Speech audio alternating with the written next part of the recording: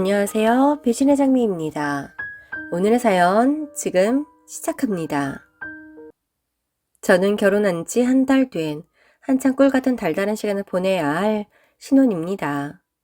그런데 전 결혼하고 2주 만에 친정으로 돌아오고 말았어요.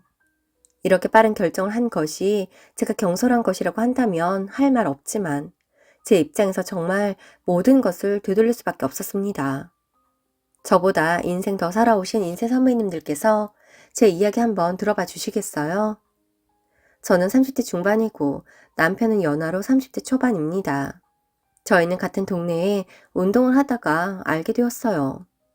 당시 남편은 실업급여를 받고 있는 상태라 무직이기도 하고 저보다도 어려서 결혼 상대로는 생각하지 않았고 연애할 생각도 없었지만 한 번, 두 번 운동하는 곳에서 만나다 보니 점점 서로 호감이 생기게 되었고 그렇게 연애를 시작하게 되었습니다. 연애 1년 차에는 현실적으로 결혼 상대는 아니라는 생각이 들었기에 헤어지자고 했어요. 그런데 남편이 매일매일 출근할 때 데려다 준다며 집 앞에서 기다려 주었고 퇴근할 때도 데리러 오면서 제게 한결같은 마음을 보이는 바람에 마음을 다시 잡고 조금만 더 만나보자 했다가 결혼까지 하게 되었습니다. 각자의 집안 경제 상황을 이야기해 보자면 시댁은 아버님께서 1등 항해사로 평생을 배를 타시며 정년퇴임을 하셨지만 낡은 집 한 채 있고 돈이 하나도 없다고 합니다. 친정은 동네에서 작은 유리샤시 가게를 운영 중이시고 집이 세 채 있어요. 시댁에 인사를 하러 가기로 한 날 한껏 들뜨면서도 긴장된 마음으로 준비를 하고 나섰는데 글쎄 시댁 앞에서 초인종을 눌러도 아무런 반응이 없더라고요. 솔직히 너무나 당황스러워서 남편에게 전화를 걸었는데 제가 인사 오기로 한 건 모두 있고 저녁하기 귀찮아서 모두 다 같이 국밥집에 가서 저녁을 먹고 있다고 하더라고요. 너무 어이가 없었고 솔직히 이해가 가지 않았습니다. 그런데 더더 어이가 없었던 건 남편마저 모두 잊고 있었다는 거예요. 제가 시댁에 인사 가기로 한 사실을 저만 기억했던 거였죠. 시어머니께서 수학의 너머로 그러시더군요. 걔도 여기로 오라고 해. 여기 국밥 정말 맛있다. 아무리 그래도 결혼 허락받는 자리인데 국밥집이라뇨. 그래서 그냥 다음 날 가겠다고 그만 가보겠다고 했습니다. 그러자 남편이 그러지 말고 조금 기다리라고 거의 다 먹어간다기에 내가 기다리면서까지 허락을 받아야 하는 건 아닌 것 같다고 했습니다. 그날 밤 남자친구가 집으로 찾아와 정말 모두 다 새까맣게 다음 주라고 착각을 하고 있었다며 절대 고의가 아니니 서운하게 생각하지 말아달라고 하는데 어떻게 서운하지 않을 수가 있나요?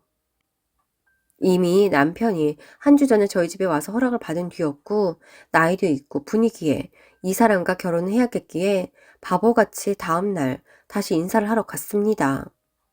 시댁에 들어가는데 어머니께서 절 보며 살짝 째리듯 싱긋 웃으시며 아휴 그냥 어제 볼 걸 그랬어. 너는 발걸음을 2번 하고 난 이렇게 상을 차려야 하지 않니. 그냥 어제 같이 맛있는 국밥 먹으면서 얘기했어도 충분하지 싶었어. 라고 하시는데 지금 내가 무슨 말을 들었나 싶더군요. 그러자 남편이 엄마 농담도 정도껏 하세요. 어제는 우리가 모두 실수한 거예요. 어쩜 하나같이 다 다음 주인 줄 알았냐? 라고 하는데 솔직히 그 말도 다 믿기지 않았던 게 다른 사람들은 몰라도 남자친구는 분명 며칠 전까지만 해도 제가 주말에 인사 갈 걸 알았었는데 대체 뭐에 홀리기라도 한 듯 서로의 말하는 이유를 모르겠더라고요.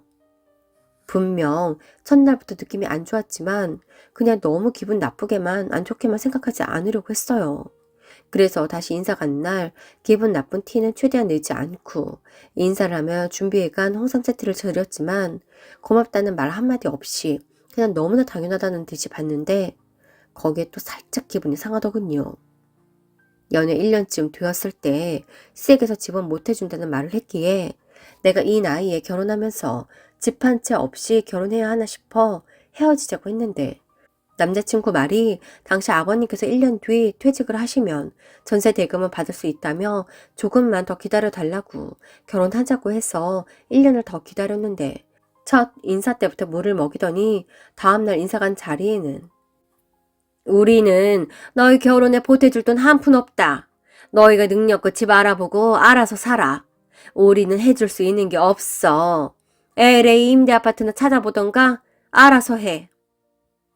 솔직히 전셋집 해주신다고 해서 1년을 더 기다렸는데 이제와 그런 말을 하니 배신감이 컸습니다. 그래서 남편과의 결혼을 어떻게 해야 하나 고민을 많이 했는데 이미 결혼을 하기로 결심한 만큼 그냥 속 편하게 돈은 필요 없다고 생각하고 결혼한 이후 시부모님께는 특별한 날에만 찾아뵙거나 전화 드리는 정도로 선을 긋고 우리만 생각하며 살아야겠다고 생각을 했어요. 그러던 와중 시댁에서 제안을 하시더군요. 지금 살고 계신 주택의 1층을 리모델링 해줄 테니 저희 보고 살라고요. 당신들은 2층에서 생활을 하신다면서요. 1층과 2층이 출입구부터 별도이고 내부가 연결되지 않은 완벽한 독립된 공간이긴 했습니다. 그래서 고민 끝에 아무것도 못 해주신다고 하시더니 그렇게라도 해주신다는 것에 감사하다고 생각하여 알겠다고 수락을 했습니다. 사실 제가 그간 모은 돈으로 전셋집을 구한다면 대출 끼고 구할 수는 있었어요. 하지만 그 돈은 나중에 남편이 사업을 준비한다고 해서 거기에 투자하려고 결혼할 때도 최대한으로 지출을 줄이고 돈을 최대한으로 모으고 있었습니다. 그런 상황에서 시댁에서 1층 집을 리모델링 해주신다고 하니 감사했죠. 신혼집 리모델링 할 때 친정 아버지께서 2달 정도 샤시, 유리 현관문, 처음 해본 타일까지 재료비만 150만 원 받고 인건비도 안 받으시고 공사를 다 해주셨습니다. 저희가 살기로 한 1층과 더불어 시댁이 사는 2층까지 모두요. 그렇게까지는 하지 마시라고 했는데 아버지 말씀이 어떻게 사돈과 위아래로 사는데 딸 집만 해줄 수가 있느냐고 그냥 하는 김에 해주시겠다고 하셨습니다. 그렇게 아버지가 2달을 투자해 집 여기저기를 리모델링 해주시고 가게 트럭으로 쓰레기도 2번이나 다 실어서 버려주셨는데 시댁에선 일제 고맙다, 수고했다는 말도 하지 않더군요. 이건 정말 다시 생각해봐도 이해가 가지 않습니다. 보통 인부를 불러서 일을 시켜도 감사 인사를 하지 않나요? 상견례 자리에서도 우리 집은 돈 문제는 하나도 말하지 않고 이바지 음식만 예의상 물어봤더니 시댁에서는 당연히 해달라시더군요. 식구들이 많아서 결혼식 전날에 잔치를 해야 한다면서 말이에요. 저희 엄마는 하나 있는 딸 시집 보내는 거니 괜히 사돈댁에게 섭섭하게 했다가 귀한 딸 눈치 볼까 이것저것 신경 써서 이바지 음식을 준비하셨더라고요. 그렇게 친정에서는 이바지 음식에만 300만 원이 넘게 돈을 썼지만 시댁에서 친정으로 보내준 건 과일 3박스였습니다. 시어머니는 이번에도 역시나 고맙다는 말 한마디 안 하시는데 어이가 없고 기도 안 차더라고요. 엄마가 과일 3박스를 받고 시어머니께 전화를 드렸었습니다. 사돈 보내주신 과일 잘 받았습니다. 좋은 것들로 골라 보낸다고 보냈는데 어떤지 모르겠네요. 싱싱하고 좋더라고요. 그래요? 다행입니다. 저희가 보낸 이바지 음식은 괜찮으셨나요? 아, 이바지 음식이요? 뭐 맛만 봤어요. 네? 아, 네. 엄마가 그 말을 제게 하는데 너무 기가 차더라고요. 그 좋은 사내 진미들을 보내드렸는데 맛만 봤다는 한마디 말로 가름해 버리시다니 어이가 없었습니다. 그렇게 항상 어머님의 말 한마디 한마디가 서운했지만 그냥 넘기고 남편만 믿고 결혼을 했습니다. 결혼을 준비하면서 가난한 남편은 정말 하나하나를 다 따져대어서 화나는 게 많았지만 이런 사람이니 막상 결혼하면 잘 살겠지 하는 마음뿐이었어요. 그렇게 힘들게 결혼을 했고 싸움은 결혼한 첫날 시작이 되어 정말 난리가 났습니다. 결혼식 이후 시댁에서 축의금을 계산하는데 사촌 동생이 남편 계좌에 넣은 돈을 확인해서 어머니께 보여드리니 어머니께서 그 돈 나한테 보내라. 네? 어머님한테요? 그래, 나한테. 내가 들고 있다가 신혼여행 갈 때 보태줄게. 어머니, 이 돈은 저희에게 들어온 저희 돈이에요. 너희한테 들어왔지만 나 봐서 들어온 걸 거 아니야. 그러니까 우선 나한테 주면 내가 너희 신혼여행 갈 때 보태줄게. 사촌 동생분도 곧 결혼하시니까 저희가 다시 그들이 축의금으로 내거나 조금 더 보태서 축의할게요. 너 지금 나랑 기싸움하니? 내가 알아서 한다고. 걔들 결혼할 때 축의는 알아서 하고 우선 그 돈은 나 줘. 저는 그 상황이 도통 이해가 되지 않더라고요. 대체 왜 그 돈을 달라시는지도 모르겠고 얼마 안 되는 그 돈으로 이렇게까지 사람을 진 빠지게 하나 싶었어요. 그 순간 아버님께서 아들, 차 키 줘봐. 차 키요? 갑자기 왜요? 글쎄 줘봐. 네, 여기. 지금까지 2차 보험료 내가 냈으니까 내 차야. 이제부터 내가 탈 거니 너희는 내일부터 대중교통 타. 이건 뭐 부모가 잘해준 건 생각도 안 하고 꼴랑 돈 몇십만 원에 뭐 하는 짓이야? 그렇더군요. 그간 남편이 타고 다녔던 차는 아버님 명의의 아버님이 직접 보험료를 내며 유지되었던 아버님 차였습니다. 전 그 차가 정말 남편 차인 줄로만 알았네요. 그런데 그때까지만 해도 그냥 아버님께서 화가 나셔서 그렇게 차를 가져가는 액션만 하는 것이겠거니 했어요. 하지만 아버님은 정말 차를 가지고 가셨고 다음 날부터 저희는 갑자기 또박이가 되었습니다. 뭐야, 어떻게 된 거야? 아버님 차였어? 내 차라고 한 적은 없잖아. 아니, 아, 당신 앞으로 된 건 아무것도 없는 거야?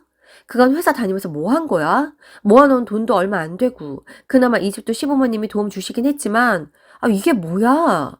그런데 차도 당신 차가 아니었어? 그거야 지금부터 일하면서 모으면 되는 거지. 지금부터 일하면 뭘 얼마나 모을 수가 있는 건데? 당신 혼자 모으는 거 말하는 거 맞지? 내 돈 같이 모으는 거 말고? 부부는 일심동체라는 말도 몰라? 당신은 결혼까지 한 이런 상황에서 무슨 그런 말을 하냐?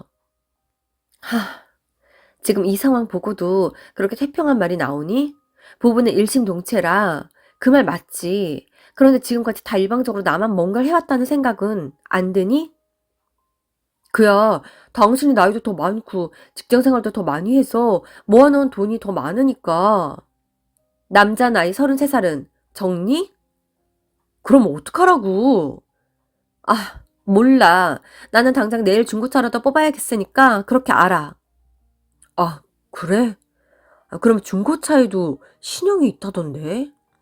조용히 해. 그 입 다물어. 한마디만 더 하면 나 진짜 가만 안 있는다. 그 일로 남편과 일주일을 치열하게 싸웠던 것 같아요.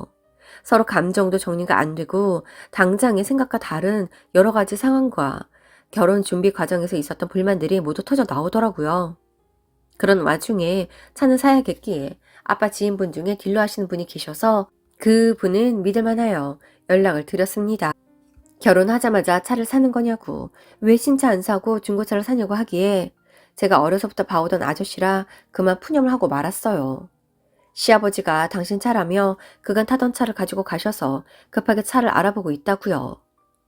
신차를 사기엔 여러 가지 부분에서 부담이 되고 적당한 선에서 중고를 찾고 있다고 했습니다. 그러면서 남편 흉도 조금 봤어요. 중고로 적당한 선에서 차를 찾는다고 하니 중고 신형으로 3천 넘는 차를 사자는 정신 나간 사람이라고요. 그러자 그 딜러 아저씨께서 친정 아빠와 같은 마음으로 화를 내시더라고요.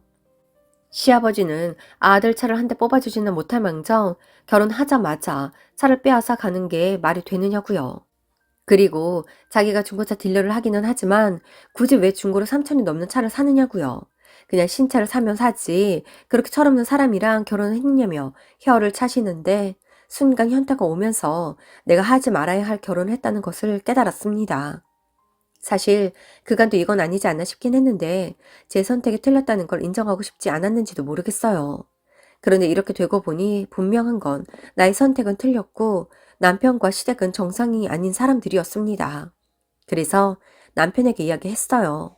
그냥 차를 사지 않겠다고 없었던 일로 하고 대중교통을 타고 다니겠다고 했습니다.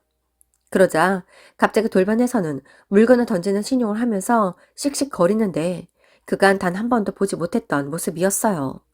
차마 저에게 던지지는 못하고 제 옆으로 있는 팀과 던져버리는데 얼마 안 가서는 나에게 던지고 이후에는 직접 날 공격할 수도 있겠다는 생각이 들더군요. 친정 아버지에게는 한 번도 보지 못했던 모습이었기에 너무나 충격적이었습니다. 그래서 그 길로 짐을 싸서 친정으로 갔고 갑자기 들이닥친 저를 보고 친정 부모님은 놀라셨지요. 갑자기 웬일이냐는 엄마의 물음에 그간의 일들을 모두 이야기했습니다.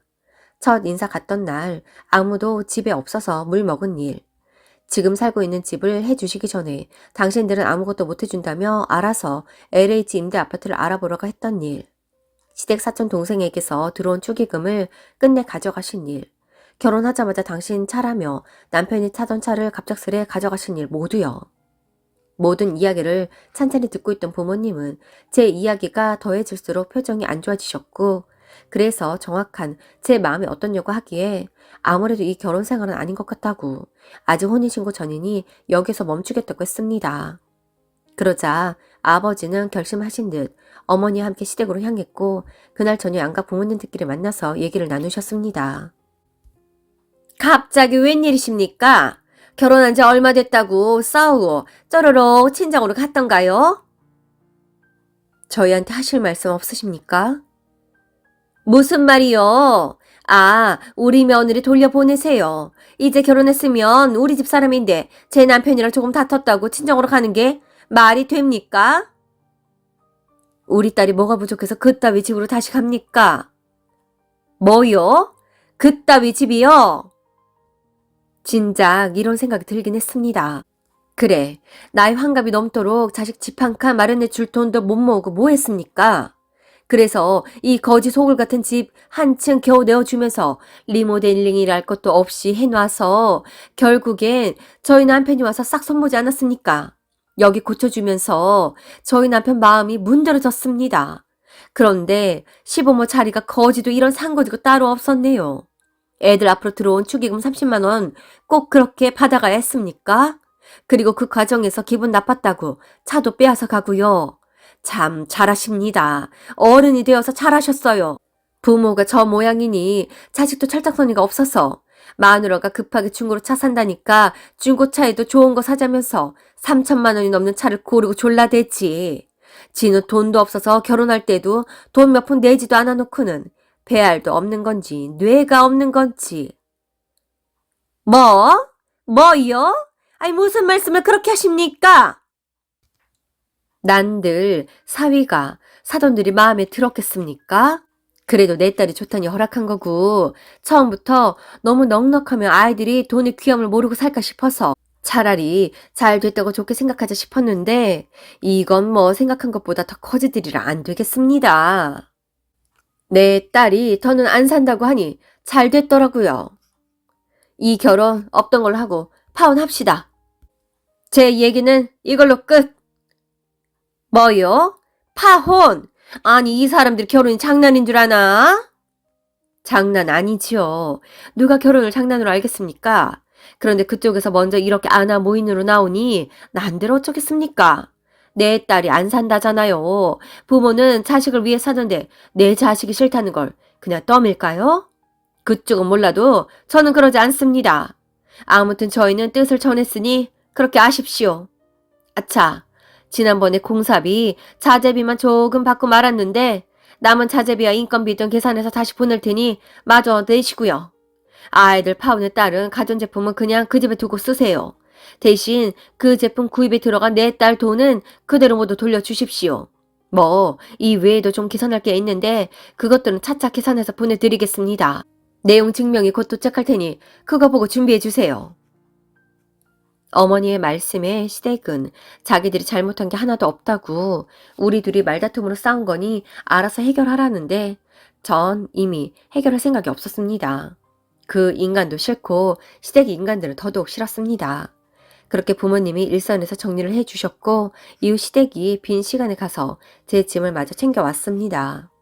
시부모님은 돈이 없기에 당신들은 절대 저희가 제시한 돈을 줄 수 없다고 버티고 남편은 그냥 우리끼리 싸운 거 잘 풀자고 지금 전세자금 모으고 있다며 회유를 하기에 평생 안 모으던 돈을 왜 며칠 사이에 모으기 시작했냐고 똥멍청이 같은 소리 하지 말고 너희 부모님이나 알아듣게 설득시키라고 했습니다.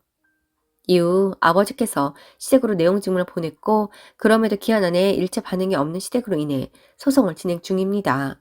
물론 소송을 건다고 해서 얼마나 큰 이득을 보겠냐마는 저렇게 모렴치하게 나오는 사람들에게는 그렇게 해줘야 하신다더라고요.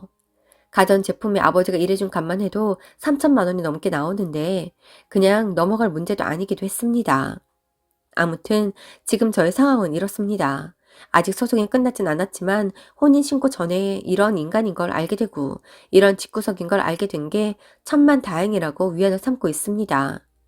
여러분들 나이 찼다고 지금 만나고 있는 사람이랑 덜컥 결혼하지 마세요. 여러모로 정말 결혼해도 되겠다는 판단이 서는 사람과 결혼하시는 게 맞습니다. 저는 지난해 이 일로 큰 액땜을 했으니 올해는 좋은 일만 가득했으면 좋겠네요. 모두 행복하세요. 오늘도 함께 해주셔서 감사합니다. 지금까지 배신의 장미였습니다.